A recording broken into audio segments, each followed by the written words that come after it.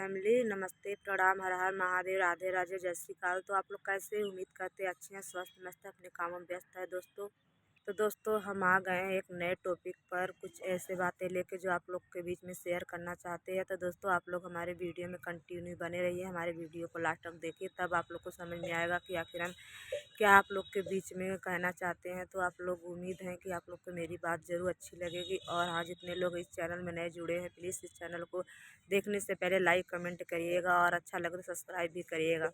तो दोस्तों मेरे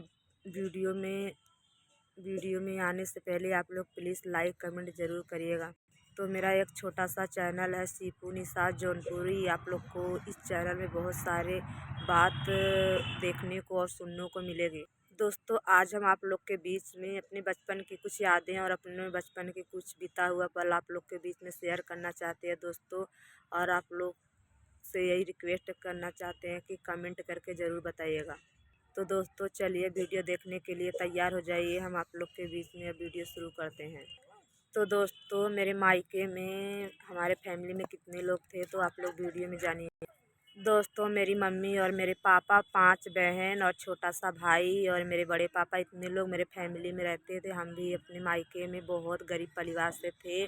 बहुत ज़्यादा गरीबी का हम लोग सामना किए हैं और बहुत दुख झेले हैं, बहुत संकट भी झेले हैं। मेरे घर में खाने के लिए कुछ भी नहीं रहता था। मेरे पापा पैर से लंगड़ थे दोस्तों, और मेरे पापा को पैर में बहुत सारा प्रॉब्लम था। मेरे पापा व्यापारी थे और छोटा मोटा आइसक्रीम वाला धंधा करते थे और उसी में हम लोग का पेट पालते थे और हमको भी पढ़ाते थे। और मेरी 2 बहन थी, उन लोगों को भी पढ़ाते थे आइसक्रीम बेच करके और व्यापारी का काम करके।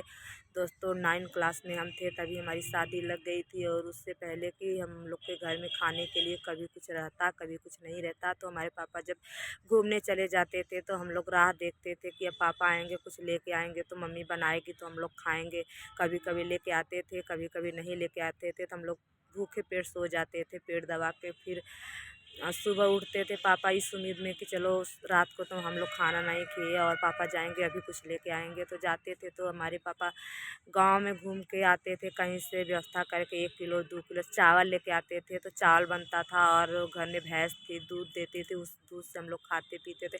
ऐसे चलता रहा। कभी हम लोग को खाने के लिए आज़ादी नहीं मिली। ऐसे चलता रहा। फिर ऐसे देखते देखते हमारी शादी की बात चलने लगी। मेरा उम्र उस समय 14 साल का था, क्योंकि हम लोग 5 बहन थे। मेरे पापा बहुत ही गरीब थे और पापा सोच रहे थे कि शादी नहीं करेंगे तो सब बेटियां तैयार हो जाएंगी तो फिर एक साथ प्रॉब्लम हो जाएगा। तो हम दोनों बहन का शादी तय कर दिए थे। 4 महीने के अंदर में दोनों बहन का शादी कर दिए थे। फिर हमने ससुराल आया। ससुराल आने में पता चला कि वही दुख ससुराल में भी है। मैंने सोचा था कि चलिए मेरी शादी जहाँ होगी वहाँ मुझे माँ बाप का प्यार मिलेगा।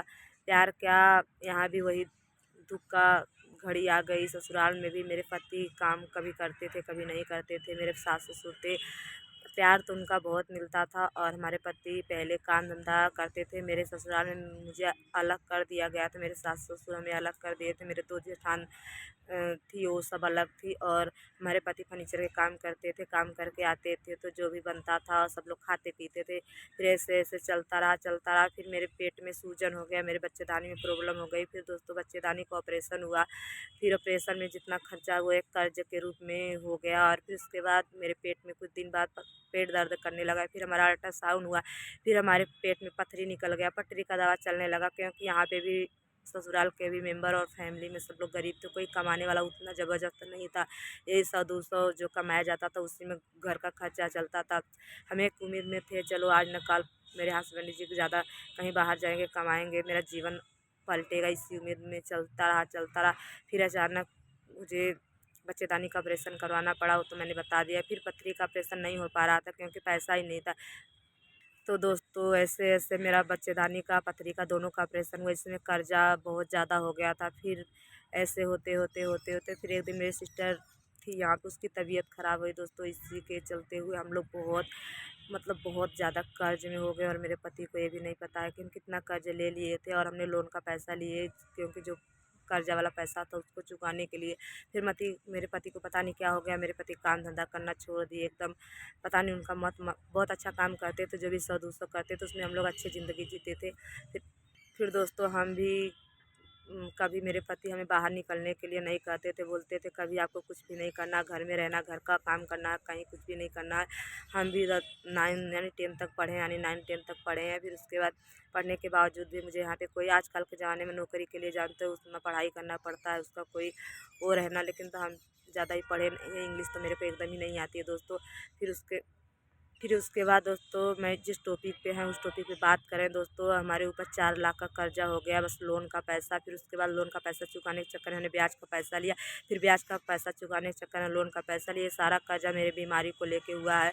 और लोग बोलते हैं इनकमिंग, अरे इनकम के हिसाब से कर्जा लेना चाहिए दोस्तों। बीमारी में इनकम नहीं देखी जाती, जितना लगेगा बीमारी उतना लगाना पड़ता है, चाहे तुम उतना इनकम कमाओ या ना कमाओ। तो दोस्तों उसी पैसे को चुकाने के चक्कर में मुझे दूसरे के घर में झाड़ू पोछा बर्तन खाना बनाने का काम करना पड़ता है। कभी कभी वीडियो शूट करने कॉमेडी चले जाते हैं, वहाँ पे कुछ पैसा पा जाते हैं। ऐसे ऐसे में दोस्तों मुझे कभी सुख का रोटी नहीं मिला, दुखी का ये घड़ी मैं झेल रही हूँ। कभी इसी उम्मीद में कि आज न कल मुझे सुख मिलेगा, लेकिन अभी तक बचपन से लेके अभी तक सुख मुझे कभी नहीं मिला। और हमारे पापा बोलते थे बेटा तुम कभी झुकना मत, तुम कभी किसी के आगे कमज़ोर मत पड़ना। मैं उसी अपने पापा के बात को याद रखते हुए मैं लड़ रही हूँ दोस्तों। मैं अपने पति को समझ लिए रात से बीच के लाई, उनके लिए मैंने इतना संघर्ष की 85,000 रुपया लगा दोस्तों, वो भी कर्जा हो गया।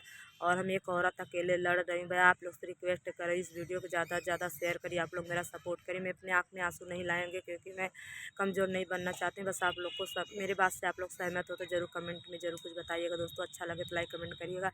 और रीज़न ये है कि मुझे दूसरे के घर में काम करने का मतलब ये है कि मुझे अपना पैसा जो लोन का और जो ब्याज का पैसा चुकाना है, तो दोस्तों हम कैसे चुकाएंगे। और आप लोग सपोर्ट भी नहीं करते।